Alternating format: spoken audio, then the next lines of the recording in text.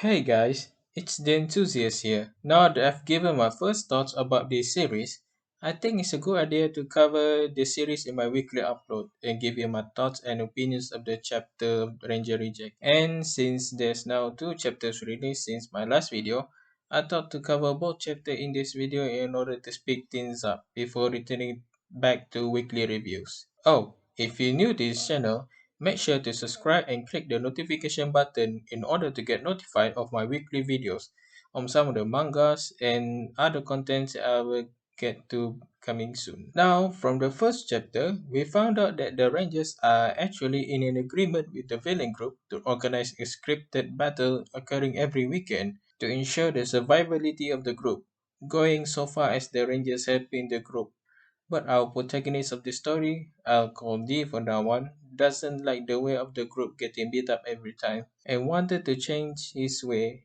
and finally achieving victory of defeating the Rangers once and for all. And now we're here on the second chapter of the story. Although we might not notice it in the previous chapter, it is now confirmed that this chapter, the Rangers, is actually a hero organization like group that hires people through exams and entrance tests.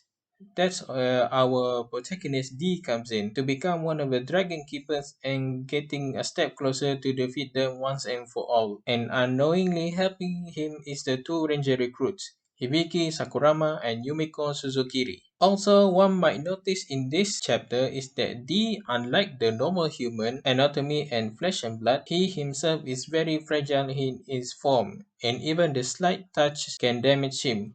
Although there's no indication of him dying if exposed to a number of damage inflicted on him by the looks of it. Then an opportunity arises and he manages to get into the Red Keeper division by disguising as Sakurama, but found out he doesn't know what's the actual face of the Red Ranger within the division and manages to get out. And before meeting the real Red Keeper Ranger, Sosei Akabane, but unfortunately unable to kill him, as the story might end early. Then, out of nowhere, Suzukiri seems to discover Dee's true identity and propose him to work together to defeat the Rangers.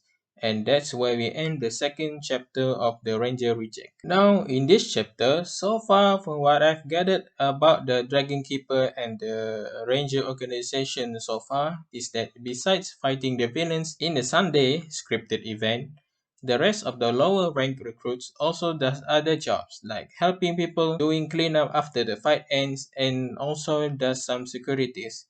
But these lower rank recruits doesn't aware of the true nature of the fight, besides maybe the 5 Dragon Keepers so far that we know of. Also, in this ranger organization, they are divided into divisions across the country. Like for example, the Yellow Division is located at the ranger headquarters, but the Yellow Ranger himself are not usually at the scene until during the battle. And certain divisions are in charge of certain aspects, like that the Yellow Division is in charge of research and development, and the Red Division are known for their villain subjugation specialists. On the other hand, is that the Ranger recruits are divided into classes.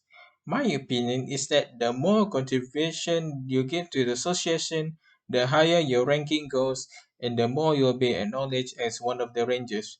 Now, I predict the potential to replace one of the main rangers, but at some point it's uncertain how will they do this, either by the death of one of the Dragon Keepers or some other action required. Now, with that out of the way, let's move on to chapter 3 and see what's the true color of the Red Dragon Keeper actually is, and D founds another accomplice to serve his plan of defeating the Rangers. The chapter opens up to a commercial of the Red Dragon Keeper, Akabane, advertising their divine tools, which is basically the special weapons that all Power Rangers fans will know and love. Then our protagonist T contemplating on why Suzukiri want to help him destroy the Rangers, and she reveals that she sympathizes with the villain getting beat up every single week and doesn't feel like cheering the ones who's always guaranteed to win the fight every time. But she's hinted there's more to that reason than she'll let on. And my guess is there will be a true reason behind her goal than just wanted to cheer for the villains and helping them win. Then another moment of the chapter is that she reveals that the divine tools shown in the commercial is not the true weapons of the Dragon Keeper, and the real one is another thing.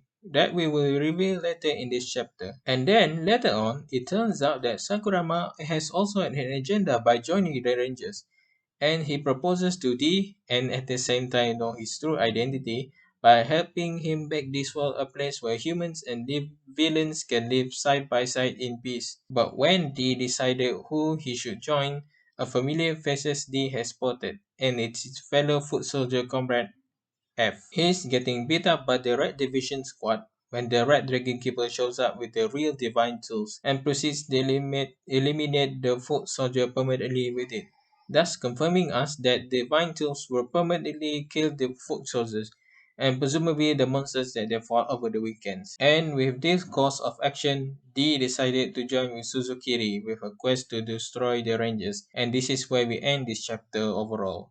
And then some tidbits and theories of this chapter. With the revelation that the Dragon Keepers, particularly that of the Red Ranger, we've discovered that he and might as well the rest of the Keepers are actually as evil and sadistic as the villains group themselves, offering the deal that sparing the foot soldier's life and hidden behind the charismatic and captivating of the Red Dragon Keeper lies the sadistic, manipulative, and fear-inducing Ranger. I suspect the rest of the keepers is as sadistic or even worse than the Red Dragon Keeper is. Only time will tell. Now, some readers that I found online speculated that in actuality the Dragon Keepers themselves are the executive for the foot soldiers. The reason them being the ranger is that they are tired of getting beat up by the original rangers and killed every time by them. So they disguise as humans, join the organization, and when they are high rank enough to get too close to previous rangers, the executive kill them and take up their mantle as the new version of the Dragon Keepers. Now only time will tell if it's true or not,